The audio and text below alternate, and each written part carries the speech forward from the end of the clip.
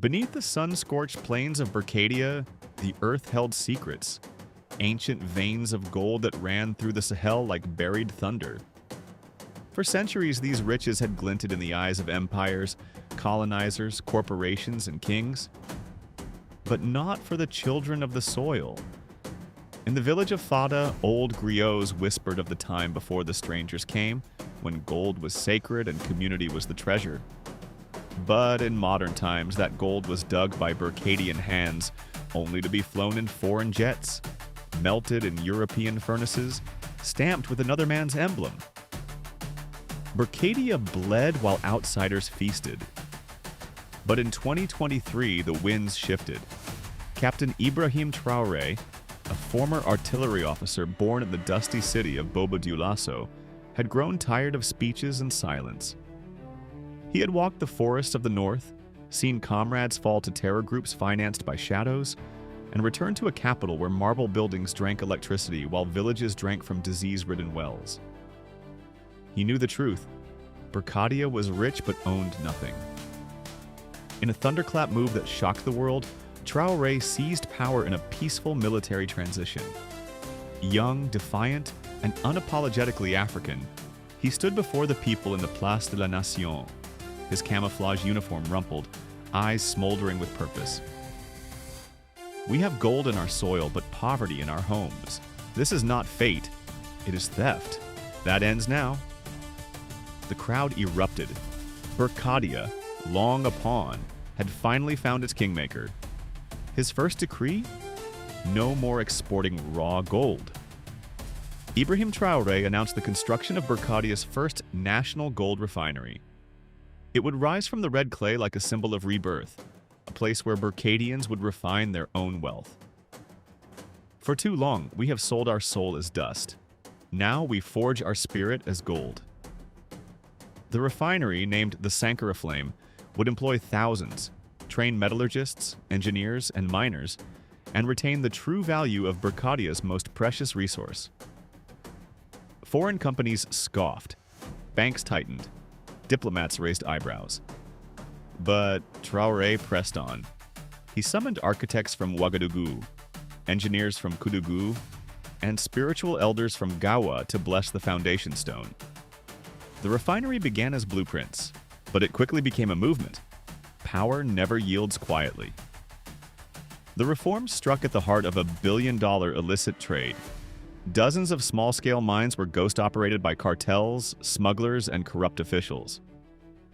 Gold disappeared across porous borders, sold in Dubai and Paris while Burkadian children studied under trees. In response, Traoré suspended all export licenses for small-scale producers. No more backdoor deals, no more blood gold. But shadow networks fought back. Saboteurs bombed the water system meant to serve the refinery. Officials in silk suits leaked documents to foreign press, painting Traoré as a dictator. Bribes flowed like rivers to undermine public support. In the north, masked riders attacked mining villages, setting fire to equipment and whispering that the refinery was cursed. But in every village, griots now told a new story. Not of empire, but of liberation. Seeing the resistance, Traoré didn't turn to Paris or Washington. He turned inward, to the miners. He called a national forum in Ouagadougou. Over 3,000 artisanal miners, cooperative leaders, and traditional chiefs gathered under white tents.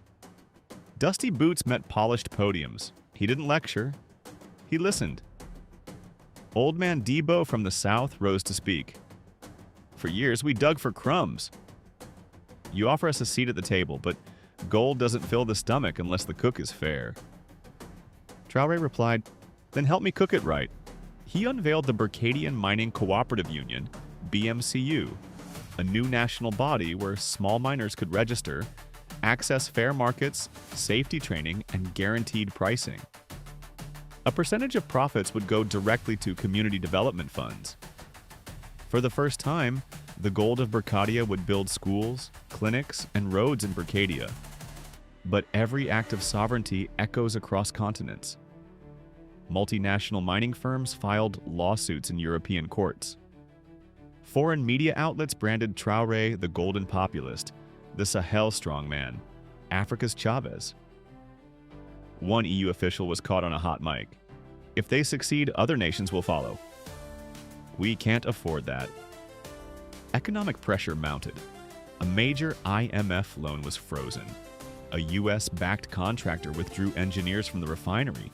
Rumors of an assassination plot surfaced. But Traoré, unshaken, tightened security and accelerated the project. With the help of a coalition of African engineers, the refinery was completed 6 months ahead of schedule. In April 2025, a crowd of 70,000 gathered at the gates of the Sankara flame. Traoré, wearing a simple white robe, walked beside miners, not ministers. The first gold bar was refined and stamped.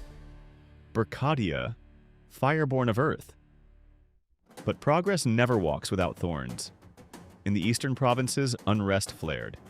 Smuggling syndicates, now cornered, paid mercenaries to ignite rebellion. Armed groups attacked refinery convoys. A journalist sympathetic to the reforms was found dead near the Ghana border. In response, Traoré deployed a new strategy, the Gold Guard. Made up of local miners, ex-combatants, and trained youth, this unit protected gold routes, investigated corruption, and served as eyes of the people. At the same time, Traoré's government launched a national gold-backed currency initiative, the Burka. Backed by refined reserves, the Burka aimed to replace foreign dependency and spark a pan-African movement.